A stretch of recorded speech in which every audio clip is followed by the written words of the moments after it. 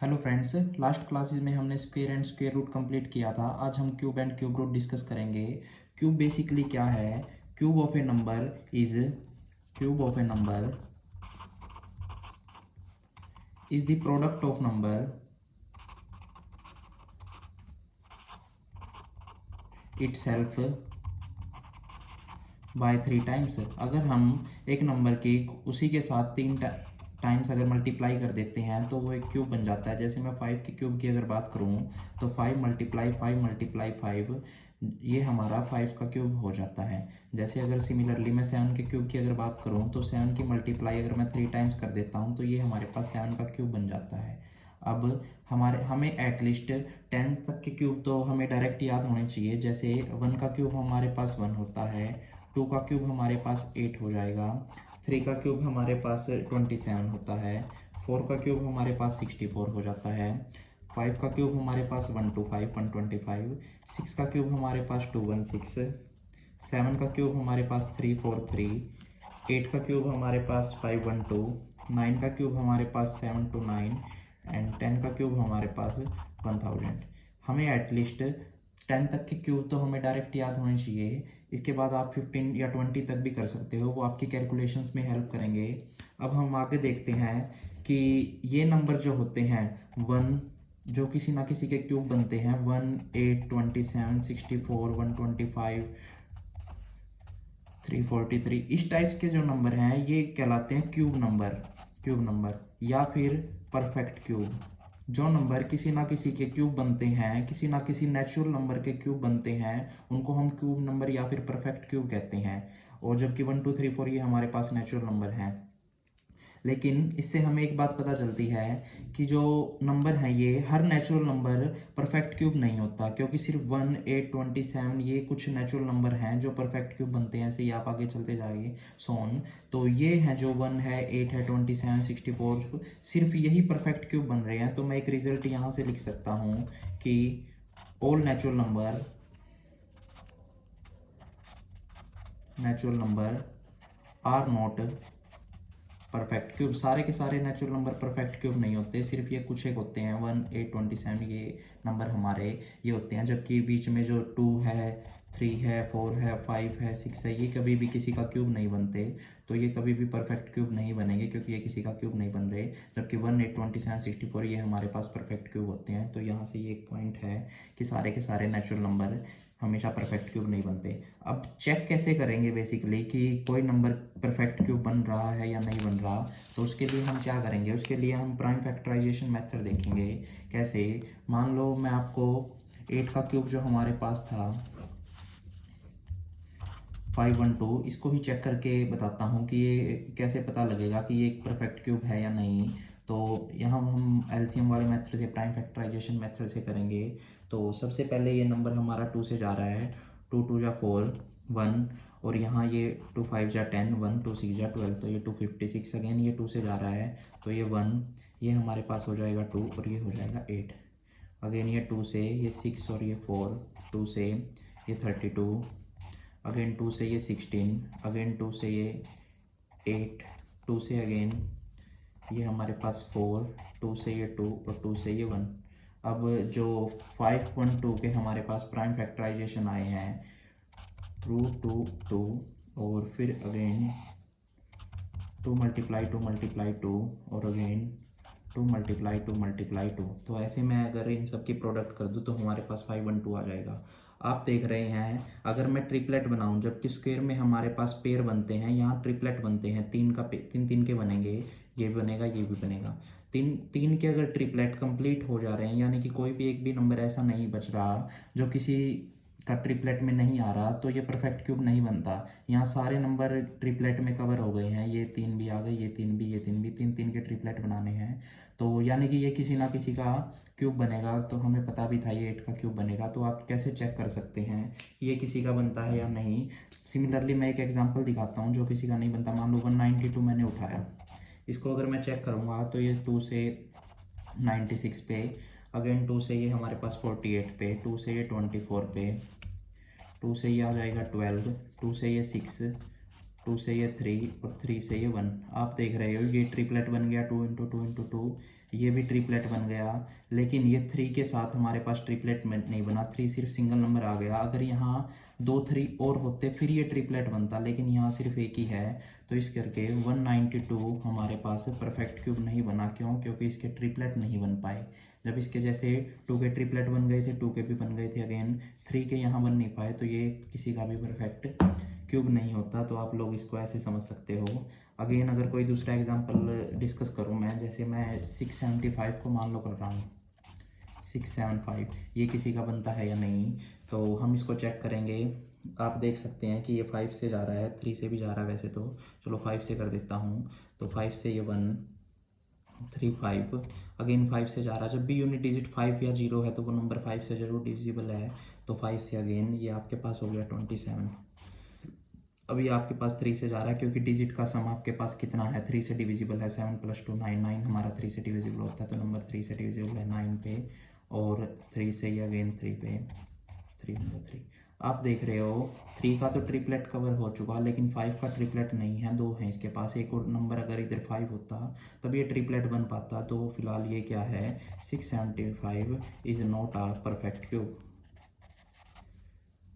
Perfect cube. तो ये आप चेक कर सकते हो कोई नंबर किसी का परफेक्ट क्यूब बन सकता है या नहीं। और एटलीस्ट आपको 10 या 20 तक के तो, एटलीस्ट 10 तक के तो आपको क्यूब डायरेक्ट याद होने चाहिए। 20 तक भी आप कर सकते हो, उससे आपकी कैलकुलेशन ईजी हो जाएंगी।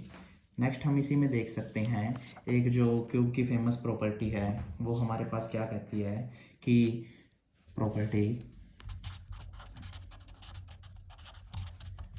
जो इवन नंबर का हमारे पास क्यूब होता है वो हमेशा इवन आता है, और जबकि ओड नंबर का क्यूब हमेशा हमारे पास ओड आता है। कैसे?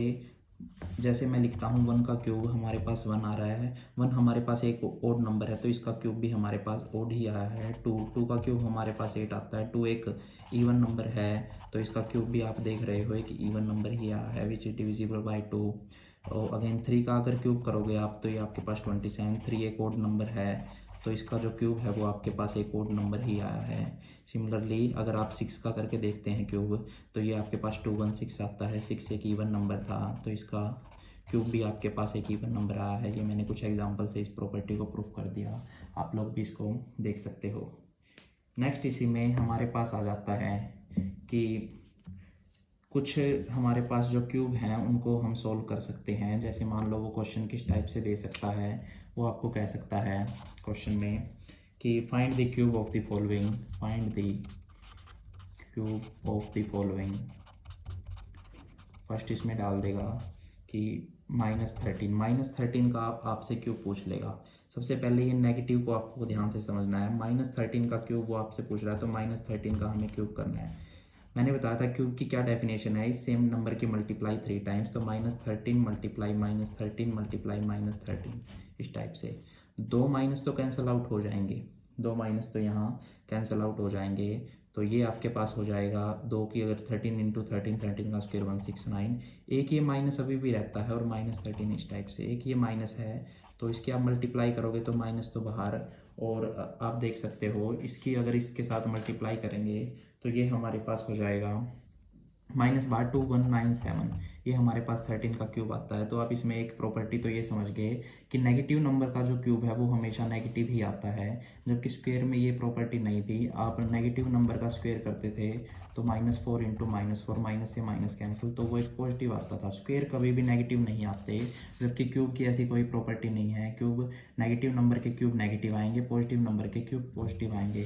जैसे हमने 8 का क्यूब देखा था 512, ऐसे ही अगर मैं -8 का क्यूब देखूं तो वो माइनस का 512 आ जाएगा। नेगेटिव नंबर के नेगेटिव और पॉजिटिव नंबर के पॉजिटिव, मैंने बता दिया, क्योंकि क्यूब का मतलब है उसी नंबर की सेम 3 टाइम मल्टीप्लाई।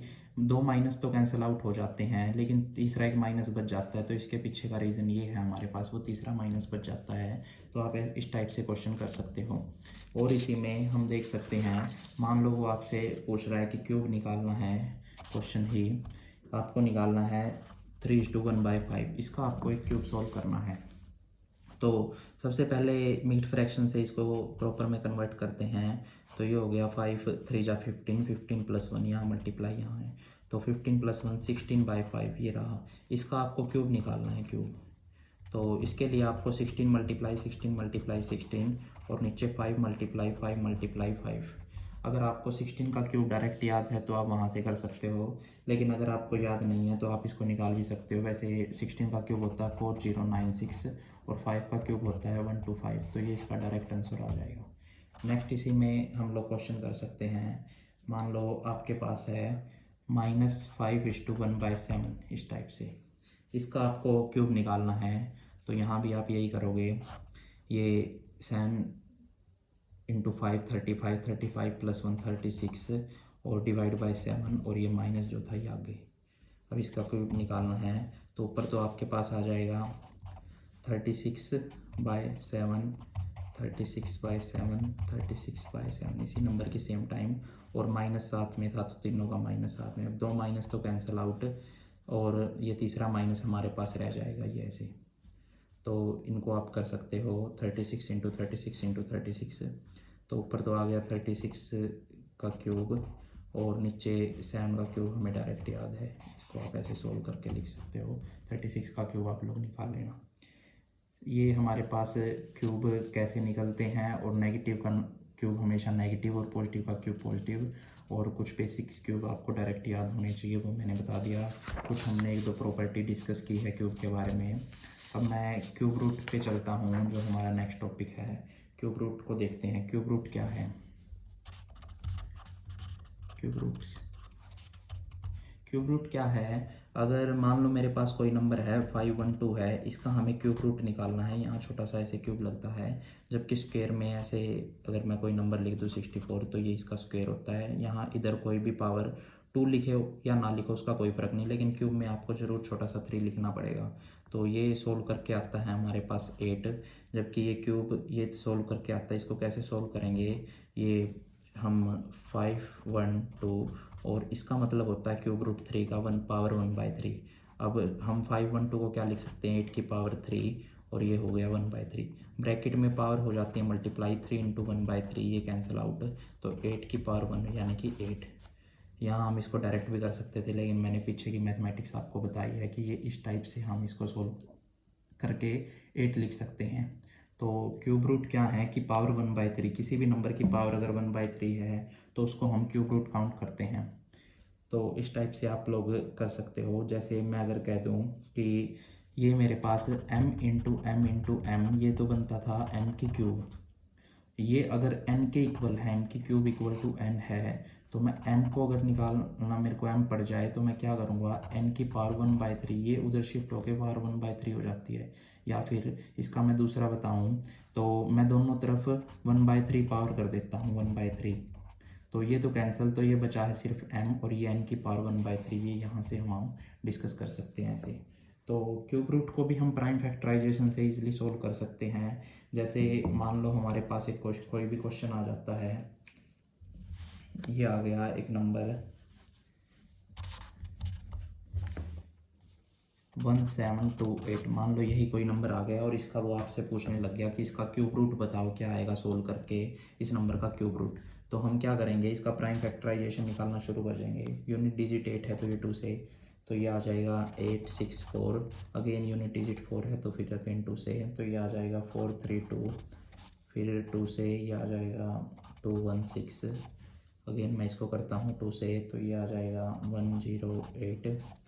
फिर अगेन 2 से, तो ये आ जाएगा 54। 2 से 27। फिर अब 2 से नहीं जा रहा तो 3 से, 3 से ये आ जाएगा 9। 3 से 3 और 3 से 1, इस टाइप से आप देख सकते हैं। 1728 को हम क्या लिख सकते हैं? 2 × 2 × 2, अगेन 2 × 2 × 2 और अगेन 3 × 3 × 3, इस टाइप से आप लिख सकते हो। पेयर ट्रिपलेट हैं जो 3-3 के, उनको ट्रिपलेट बोलते हैं। ये अगर आपके कंप्लीट हो रहे हैं तो यानी कि ये किसी ना किसी का क्यूब जरूर बनेगा। अब देखेंगे वो किसका क्यूब बनेगा, तो उसके लिए क्या है, ट्रिपलेट में से आपको एक नंबर बाहर निकाल लेना। यहाँ से निकलेगा 1 2, यहाँ से भी 1 2 और यहाँ से एक 3 निकल जाएगा। तो इनकी मल्टीप्लाई कर देना 2 × 2 × 3, तो ये आपके पास 3 2 जा 6, 6 2 जा 12, तो ये आपके पास 12 का क्यूब बनता है। तो अगर हम ऐसे क्यूब रूट लिख के लिखें, मान लो ऐसे 1728 और यहाँ क्यूब रूट है, तो इसका क्यूब रूट क्या निकला है हमारे पास? 12 निकला है। कैसे, प्राइम फैक्टराइजेशन से हम निकाल सकते हैं अगर हमें डायरेक्ट याद नहीं है तो 12 का क्यूब। उसके लिए ट्रिपलेट बनेंगे, ट्रिपलेट में से एक एक नंबर बाहर निकाल लेंगे और फिर क्या कर देंगे, उनको मल्टीप्लाई कर देंगे, तो ये हमारे पास क्यूब रूट बन जाएगा। अब इसी में थोड़ा सा हम इस टाइप से भी कह सकते हैं कि मान लो मेरे पास कोई दो नंबर आ गए और उनका क्यूब रूट की बात चल रही है, ये कुछ क्वेश्चन है 27 इंटू 64 इस टाइप से। तो क्यूब रूट दोनों पे अलग अलग सेपरेट हो जाएगा, जैसे क्यूब रूट 27 का अलग और ये मल्टीप्लाई इधर, और क्यूब रूट 64 का अलग। अब 27 का क्यूब रूट क्या निकलता है 3 और 64 निकलता है 4 का, तो ये आ जाएगा 4 3 जा 12। तो इसका जो आंसर है वो हमारे पास 12 आ गया। इस टाइप से आप दोनों को सोल्व कर सकते हैं। और इसी में डिवाइड में भी आप क्यूब रूट को सोल्व कर सकते हैं। जैसे मान लो एक क्वेश्चन सिमिलरली इसी में आ गया आपके पास कि क्यूब रूट है 216 और डिवाइड बाय 729 और ये क्यूब रूट आपसे पूछा है। जब तक आप ये छोटा सा इधर 3 नहीं लगाओगे तब तक वो स्क्वायर रूट माना जाएगा। 3 लगाने पर ही ये क्यूब रूट की वो देता है हमें नोटेशन। तो यहाँ हम कर सकते हैं अलग अलग सेपरेट, 216 का क्यूब रूट अलग और नीचे 729 का क्यूब रूट अलग। अब 216 का हमें डायरेक्ट याद है, ये हमारे पास होता है किसका 6 का, और 729 हमारे पास होता है 9 का। दोनों नंबर कैंसिल आउट भी हो रहे हैं, 3 से 3 2 जा 6, 3 3 जा 9, तो 2/3 इसका एग्जैक्ट आंसर आ गया। आप लोग इसको ऐसे भी कर सकते हो। तो हमने दो मल्टीप्लाई अगर दोनों की और क्यूब रूट निकालना है वो डिस्कस किया, और एक हमने डिवाइड वाला डिस्कस किया। अब वो हम थोड़ा सा और एक माइनस वाला भी डिस्कस कर लेते हैं। मान लो मेरे पास है एक नंबर ऐसे ही क्यूब रूट माइनस का 1331 और इसी की मल्टीप्लाई 3375 से, इस टाइप का एक क्वेश्चन है क्यूब रूट का। तो मैंने आपको बताया था कि हम क्या कर सकते हैं, अलग अलग सेपरेट कर सकते हैं क्यूब रूट, माइनस का 1331 को और मल्टीप्लाई में क्यूब रूट 3375 को, इस टाइप से। तो ये आपके पास हो जाएगा 11 का, और माइनस है तो माइनस साथ में लगेगा क्योंकि क्यूब कभी माइनस को कैंसिल आउट नहीं करता, तो -11, और ये आपके पास होता है 15 का क्यूब, तो इंटू में 15। तो यहाँ आप लोग कर सकते हो इन दोनों की मल्टीप्लाई, ये आ जाएगी 5156 इस टाइप से, और वो भी नेगेटिव है तो नेगेटिव। इस टाइप से आप लोग इनको कर सकते हो। आपको कुछ प्रॉपर्टीज़ इसमें ज़रूर याद रखनी है, जैसे क्यूब ऑफ इवन नंबर आपके पास इवन होता है, क्यूब ऑफ ऑड नंबर आपके पास ऑड होता है, क्यूब ऑफ नेचुरल नंबर्स के क्यूब को हम क्या कहते हैं, उनको हम परफेक्ट क्यूब कहते हैं, जैसे 1 8 64 27 इस टाइप से।